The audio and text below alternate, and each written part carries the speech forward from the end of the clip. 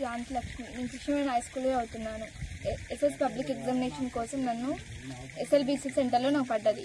Room number 8లో near window 5th బెంచ్ల దగ్గర నేను పడ్డాను.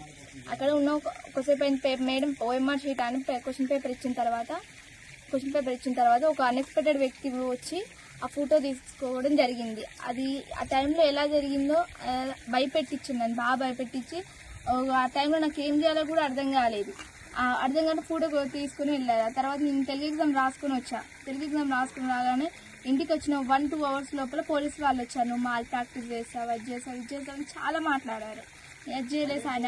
ఆ వ్యక్తి ఎవరో కూడా నాకు తెలియదు, పర్సన్ ఎవరో కూడా తెలియదన్నా కూడా ఎంత వినకుండా నన్ను పోలీస్ స్టేషన్కి, నన్ను మా ఫాదర్ని ఎగర్కల్ పోలీస్ స్టేషన్కి కాల్లో తీసుకెళ్ళడం జరిగింది. అక్కడ చాలా క్వశ్చన్స్ అడిగారు.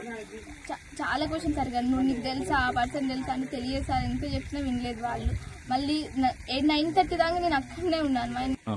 పోలీస్ వాళ్ళు నన్ను 9:30 దాకా నన్ను మా ఫాదర్ని కూర్చోబెట్టారు. తర్వాత ఒక 10 దాకా 10:30కి నేను మా ఇంటికి వచ్చేసాను. నేను వచ్చిన తర్వాత వాళ్ళు ఏం భరోసా ఇచ్చారంటే, మీరు ఏం కాదు, ఎగ్జామ్స్కి ఏ ప్రాబ్లం ఉండదు, మీరు అన్ని ఎగ్జామ్స్ రాసుకోవచ్చు, జస్ట్ విచారణ కోసం మీరు ఇంటికి పోలీస్ స్టేషన్ తీసుకురావాలని చెప్పారు. విచారణ కోసం ఏం కాదు, ఎగ్జామ్స్ అన్ని రాసుకోవచ్చు అని నాకు మా ఫాదర్కి భరోసా ఇచ్చి పంపించారు.